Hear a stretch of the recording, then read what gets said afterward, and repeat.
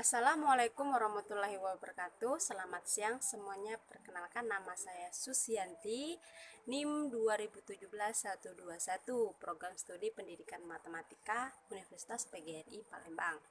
Pada pertemuan kali ini saya akan mempresentasikan sebuah artikel dengan judul Pengembangan bahan ajar materi segitiga kelas 8 melalui pendekatan PMRI di Madrasah Tsanawiyah Nurul Waton.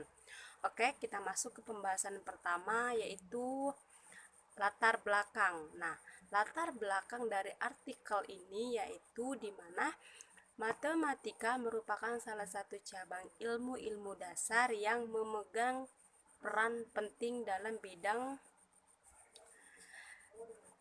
dalam membentuk cara berpikir siswa, baik cara berpikir dalam bidang matematika ataupun dalam bidang-bidang lainnya. Nah, menurut Suherman 2005, matematika berkenaan dengan ide-ide, struktur-struktur, dan hubungan-hubungan yang diatur secara logis, sehingga berkaitan dengan konsep-konsep abstrak yang diberi simbol dan tersusun secara hierarkis serta penalaran deduktif, ya. Nah, salah satu kompetensi yang perlu dimiliki seorang guru dalam melaksanakan tugasnya itu adalah mengembangkan bahan ajar. Nah, pengembangan bahan ajar penting dilakukan guru agar pembelajaran lebih efektif, efisien, dan tidak melenceng dari kompetensi yang akan dicapainya. Nah, kompetensi mengembangkan bahan ajar idealnya itu telah dikuasai oleh guru secara baik, itu seharusnya. Nah, namun masih banyak guru yang belum menguasainya. Nah, sehingga dalam melakukan proses pembelajaran masih banyak yang bersifat konvensional. Nah, jadi dalam artikel ini model yang digunakan dalam penelitian ini itu adalah pengembangan 4G yang terdiri dari 4 tahap, ya. Nah, menurut Tiagrajan dalam Trianto 2012, tahap-tahap itu adalah ada tahap yang pertama itu ada namanya tahap pendefinisian, dan yang kedua ada tahap perancangan, yang ketiga itu ada tahap mendesain, dan yang keempat itu ada tahap mengembangkan, ya. Nah, tetapi penelitian ini hanya dilakukan sampai dengan tahap pengembangan saja, sedangkan tahap penyebaran belum dilakukan, ya. Nah, menurut Putri 2008 menyatakan bahwa salah satu pendekatan yang sesuai dengan kurikulum adalah pendekatan pendidikan matematika realistik Indonesia, atau bisa disingkat dengan PMRI, ya. Nah, pendekatan pembelajaran ini merupakan pembelajaran yang dimulai dari sesuatu yang nyata, sehingga siswa dapat terlibat dalam proses pembelajaran secara bermakna. Nah, sedangkan menurut Zulkardi dalam Simanulang 2013, PMRI merupakan suatu pendekatan dalam pembelajaran matematika yang bertitik tolak dari hal-hal yang real bagi siswa, menekankan keterampilan atau proses of doing mathematics, berdiskusi dan berkolaborasi, berargumentasi dengan teman sekelas sehingga mereka dapat menemukan sendiri dan pada akhirnya menggunakan matematika untuk menyelesaikan masalah, baik secara individu ataupun secara berkelompok, ya. Nah, oke, selanjutnya kita masuk Pembahasan yang kedua yaitu rumusan masalah. Nah, dalam rumusan masalah ini pun dibagi lagi. Yang pertama itu ada namanya identifikasi masalah ya, ada identifikasi masalah. Nah, identifikasi masalah dalam artikel ini yang pertama itu ada kurangnya kompetensi guru dalam mengembangkan bahan ajar. Yang kedua adalah kurangnya minat belajar matematika yang menyebabkan hasil belajar matematika itu rendah. Yang ketiga itu ada pembelajaran yang terjadi masih berpusat pada guru. Dan yang keempat itu ada penyajian materi matematika cenderung penyajian materi matematika yang menyebabkan siswa pasif dan bosan karena siswa cenderung menghafal konsep tanpa tahu bagaimana konsep tersebut terbentuk. Yang kelima itu adanya ketergantungan siswa pada guru yang berperan sebagai satu-satunya sumber pengetahuan. Dan yang keenam itu ada belum dikembangkannya bahan ajar matematika dengan pendekatan pendidikan matematika realistik Indonesia atau PMRI. Nah, itu merupakan identifikasi masalah dalam artikel ini. Nah, oke, selanjutnya itu ada pembatasan lingkup masalah. Nah, pembatasan lingkup masalah dalam artikel ini yaitu penelitian ini dibatasi pengembangan bahan ajar matematika berbentuk buku ajar pada materi segitiga dengan pendekatan PMRI untuk meningkatkan hasil belajar siswa MTS kelas 8 yang didasarkan pada standar isi yang dibatasi oleh model pengembangan yaitu 4G. Nah ya, jadi itu merupakan pembatas lingkup masalah. Nah, oke, selanjutnya itu ada rumusan masalah. Nah, rumusan masalah pada artikel ini yaitu yang pertama, bagaimana pengembangan bahan ajar matematika pada materi segitiga dengan pendekatan PMRI untuk siswa MTS kelas 8. Dan yang kedua itu, bagaimana kualitas buku ajar dengan pendekatan PMRI pada materi segitiga yang ditinjau dari segi kelayakan, segi kelayakan bahasa, kelayakan penyajian, dan kesesuaian dengan karakteristik pembelajaran PMRI. Dan yang ketiga itu ada bagaimana keefektifan pengguna bahan ajar matematika berbentuk buku ajar pada pokok bahasan segitiga untuk siswa kelas 8 yang dikembangkan berdasarkan PMRI. Dan yang keempat itu ada apakah bahan ajar matematika berbentuk buku ajar pada pokok pembahasan segitiga untuk siswa MTS kelas 8 yang dikembangkan berdasarkan pendekatan PMRI dapat meningkatkan hasil belajar siswa ya. Itu merupakan rumusan masalah pada artikel ini. Nah, selanjutnya itu ada tujuan. Nah, tujuan dari artikel ini yaitu mengembangkan buku ajar sebagai bahan ajar matematika yang pada materi segitiga melalui pendekatan PMRI untuk kelas 8 MTS. Yang kedua itu mengetahui kualitas buku ajar dengan pendekatan PMRI pada materi segitiga yang ditinjau dari segi kelayakan isi, kelayakan bahasa, kelayakan penyajian, dan kesesuaian dengan karakteristik pembelajaran PMRI. Dan yang ketiga itu ada mendeskripsikan keefektifan bahan ajar matematika berbentuk buku ajar pada pokok pembahasan segitiga untuk kelas 8 MTS yang dikembangkan berdasarkan pendekatan PMRI. Dan yang keempat itu ada mengetahui peningkatan hasil belajar terhadap penggunaan bahan ajar berbentuk buku ajar pada pokok pembahasan segitiga dengan siswa MTS kelas 8 yang dikembangkan berdasarkan pendekatan PMRI.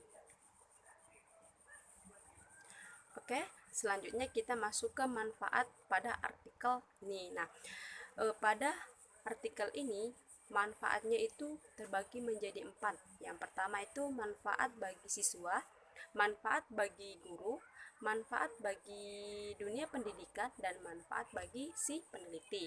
Oke, yang pertama itu ada manfaat bagi siswa, di mana dengan menggunakan bahan ajar sebagai sumber belajar matematika diharapkan siswa dapat belajar mandiri, menghubungkan pengetahuan yang telah dipunya dengan pengetahuan baru yang didapat dari bahan buku ajar, serta memanfaatkan bahan ajar tersebut sebagai media dan sumber belajar penunjang dalam mempelajari matematika.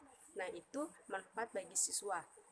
Dan manfaat bagi guru salah satunya itu bahan ajar ini dapat digunakan sebagai wacana untuk meningkatkan kreativitas guru dalam mengembangkan bahan ajar pembelajaran. Nah, selain itu guru dapat menggunakan bahan ajar ini dalam proses pembelajaran berlangsung di dalam kelas. Selanjutnya itu bagi dunia pendidikan, di mana melalui penggunaan bahan ajar dalam proses pembelajaran diharapkan dapat menciptakan pembelajaran yang berpusat pada siswa. Dan yang terakhir itu manfaat bagi peneliti, di mana menambah wawasan peneliti mengenai pengembangan buku ajar matematika, dan kemudian dapat dijadikan acuan pengembangan bahan ajar pembelajaran matematika untuk kelas maupun jenjang pendidikan yang lain, ya. Oke, selanjutnya kita masuk ke pembahasan, di mana pembahasan pada artikel ini yaitu meliputi langkah-langkah pengembangan. Nah, langkah-langkah pengembangan itu meliputi salah satunya di mana yang pertama itu ada tahap pendefinisian. Nah, di mana dalam penelitian ini tahap pendefinisian itu berfungsi untuk menetapkan dan mendefinisikan syarat-syarat pembelajaran dengan menganalisis tujuan pembelajaran. Nah, pada tahap ini terdapat 5 langkah kegiatan. Yang pertama itu ada analisis awal akhir, ada analisis siswa, ada analisis konsep, dan ada analisis tugas serta perumusan tujuan pembelajaran. Nah, yang kedua itu ada namanya tahap perancangan. Nah, tujuan dari tahap ini adalah untuk menyiapkan prototipe bahan ajar. Pada penelitian ini, perencanaan yang akan dilakukan adalah perencanaan bahan ajar berupa buku dan RPP. Nah, perencanaan ini dilakukan dengan memilih format yang sesuai dengan format penulisan perangkat bahan ajar yang baik dan benar. Rancangan awal perangkat bahan ajar ini mendesain bahan ajar berupa buku yang dikembangkan melalui PMRI sebelum uji coba dilaksanakan. Nah, yang ketiga itu ada tahap mendesain, di mana pada tahap ini peneliti mendesain bahan ajar berupa buku siswa yang dikembangkan berdasarkan PMRI, ya. Hasil dari mendesain itu disebut dengan prototipe. Nah, ini merupakan salah satu contoh, ya. Berikut contoh pendesainan properti 1, ya. Nah, selanjutnya itu ada tahap pengembangan, ya. Nah, tujuan dari tahap ini untuk menghasilkan perangkat pembelajaran yang disahkan berdasarkan masukan dari para pakar kegiatan pada tahap ini. Para pakar, ya. Nah, kegiatan pada tahap ini adalah penilaian para ahli atau validasi dan uji coba terbatas. Nah, oke. Dalam tahap pengembangan itu dibagi menjadi 3. Nah, ada penilaian para ahli atau validasi, di mana tujuan diadakannya validasi ini pada penelitian ini adalah untuk menetapkan status valid atau sangat valid dari para ahli. Jika bahan ajar belum valid, maka validasi akan terus dilakukan sehingga didapatkan bahan ajar yang valid. Nah, ini merupakan contoh bahan ajar yang valid. Ya, ini merupakan contoh bahan ajar yang valid di mana terdapat tulisan-tulisan yang terdapat juga tabelnya, ada juga gambar segitiga. Dari hasil validasi oleh validator tersebut, maka didapat beberapa komentar dan saran yang akan digunakan sebagai bahan pertimbangan untuk menyusun protipe 2. Ya, oke, selanjutnya itu uji coba terbatas. Nah, uji coba terbatas ini dilakukan dengan siswa yang sesungguhnya. Ya, nah, perangkat bahan ajar yang telah direvisi diuji cobakanlah kepada kelompok yang menjadi subjek peneliti yang terdiri dari siswa MTS kelas 8 yang hanya berjumlah 10 orang. Nah, peneliti berinteraksi langsung dengan siswa dengan cara menanyakan hal-hal yang berkaitan dengan bahan ajar yang akan dikembangkan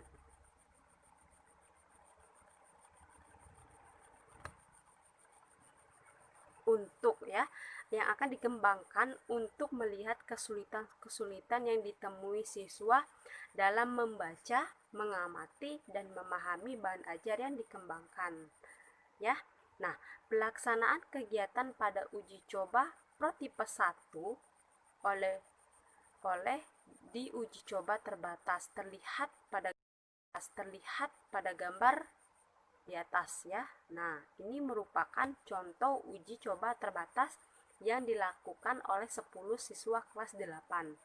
Nah, dengan persetujuan dan bimbingan dari dosen pembimbing, data yang diperoleh dari hasil uji coba para ahli dan uji coba terbatas dilakukan perbandingan guna merevisi bahan ajar yang dikembangkan.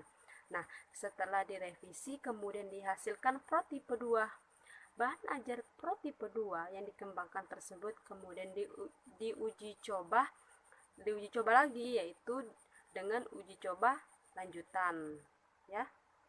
Nah, setelah buku siswa sudah valid dari ketiga pakar tersebut, maka dikembangkanlah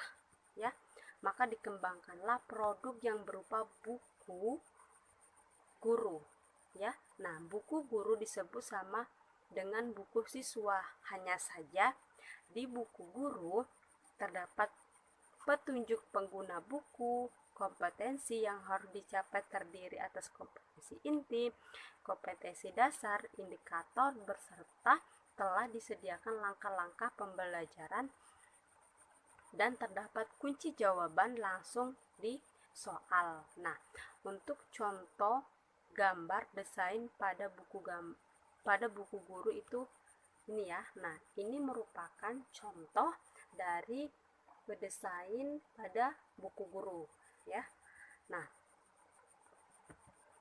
oke, selanjutnya pada rencana pembelajaran atau RPP, di mana singkatannya tadi itu yaitu rencana pelaksanaan pembelajaran RPP ini telah divalidasi oleh tiga pakar yaitu 2 orang dosen matematika dan 1 guru matematika. Ya, ini sudah divalidasi. Oke, nah ini merupakan contoh desain RPP. Nah, ya, selanjutnya itu ada namanya uji coba lanjutan. Tadi kan sudah diuji coba terbatas, sekarang kita uji coba lanjutan. Nah, pada tahap ini siswa diminta untuk memberikan tanggapan terhadap materi pembelajaran yang telah diuji. Nah, uji coba hasil dari uji coba lanjutan dan tanggapan dari siswa dijadikan sebagai bahan untuk merevisi protipe 2 dan melihat kepraktisan produk yang dikembangkan selanjutnya di analisis data, ya. Analisis data itu terdiri dari ada analisis kelayakan bahan ajar, dan juga ada analisis kepraktisan, ya. Nah, peneliti ini menghasilkan suatu produk yang dapat digunakan dalam proses pembelajaran, yaitu bahan ajar berupa buku yang dikembangkan dengan pendekatan PMRI pada materi segitiga, ya. Nah, peneliti mengembangkan bahan ajar matematika segitiga ini mengacu pada model pengembangan 4G menurut Thiagarajan dalam Triatto 2012. Hasil uji coba lanjutan dengan menggunakan rumus nilai rata-rata, yaitu define the shake development disminant. Tetapi penelitian ini hanya dilakukan sampai tahap develop atau pengembangan saja, ya. Pada tahap pendefinisian, penelitian ini berfungsi untuk menetapkan dan mendefinisikan syarat-syarat pembelajaran dengan menganalisis suatu pembelajaran, ya. Nah, sehingga pada tahap pendefinisian ini terdapat 5 langkah, di mana sudah disebutkan tadi. Itu ada langkah analisis awal akhir, analisis siswa, analisis konsep, dan analisis tujuan dan perumusan tujuan pembelajaran. Nah, pada tahap perencanaan, peneliti menyiapkan prototipe bahan ajar seperti yang sudah kita bahas tadi, ya. Nah, dengan merancang bahan ajar berupa buku dan rencana pelaksanaan pembelajaran RPP, perencanaan ini dilakukan dengan format penulisan perangkat bahan ajar. Ini dengan mendesain bahan ajar berupa buku yang dikembangkan melalui PMRI sebelum uji coba dilaksanakan, ya. Nah, proses pendesainan bahan ajar materi segitiga yang dikembangkan melalui pendekatan PMRI dalam penelitian ini tergolong cukup rumit, karena dalam pendesainnya bahan ajar ini peneliti perlu menyesuaikan antara materi dalam pembelajaran dengan pendekatan yang digunakan dalam pengembangan bahan ajar, yaitu pendekatan PMRI. Nah, setelah pendesain selesai, pada tahap pengembangan selanjutnya dilakukan validasi uji coba, ya. Dilakukannya validasi uji coba atau uji pakar yang terdiri dari 3 orang ahli atau 2 orang dosen dan 1 orang guru, dan uji coba terbatas yang melibatkan 10 orang siswa.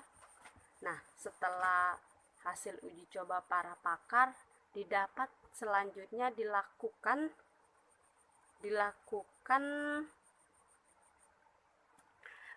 pakar yang dilakukan penghitungan dan konversi di dalam tabel kelayakan, maka bahan ajar yang dikembangkan dikategorikan sangat valid. Nah, maka masih perlu dilakukan revisi pada beberapa masukan. Pada uji coba terbatas, peneliti berinteraksi secara langsung dengan 1 persatu siswa. Masing-masing siswa diminta untuk menanggapi atau mengomentari bahan ajar yang dikembangkan di prototipe 1, ya.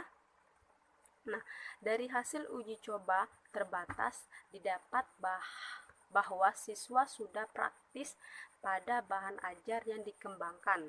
Nah, berdasarkan data yang diperoleh dari uji para pakar dan uji coba terbatas dengan bimbingan dan persetujuan dari dosen pembimbing, maka peneliti melakukan revisi terhadap prototipe 1 agar siswa mudah untuk memahami dan tujuan pembelajaran dapat tercapai dengan baik, ya. Nah, hasil revisi tersebut disebut dengan prototipe 2. Nah, pada tahap uji coba lanjutan, prototipe 2 diuji cobakan kepada 32 orang siswa kelas 8A. Nah, setelah dilakukannya perhitungan terhadap respon siswa pada uji coba lanjutan, bahan ajar yang dikembangkan termasuk ke dalam kategori sangat praktis. Setelah kita melakukan membahas pembahasan, kita tadi melakukan juga latar belakang, rumusan masalah, hasil dari pembahasan. Sekarang kita akan menyimpulkan. Jadi, peneliti pengembangan ini telah menghasilkan suatu produk bahan ajar materi segitiga yang berupa buku yang dikembangkan melalui pendekatan PMRI. Berdasarkan hasil penelitian, maka dapat disimpulkan bahwa bahan ajar yang dikembangkan dalam penelitian ini dikategorikan sangat valid, dan bahan ajar yang dikembangkan dalam penelitian ini dikategorikan sangat praktis, yaitu dari hasil uji coba terbatas dan uji coba lanjutan. Cukup sekian presentasi artikel yang saya bawakan pada hari ini, semoga bermanfaat. Saya ucapkan wassalamualaikum warahmatullahi wabarakatuh.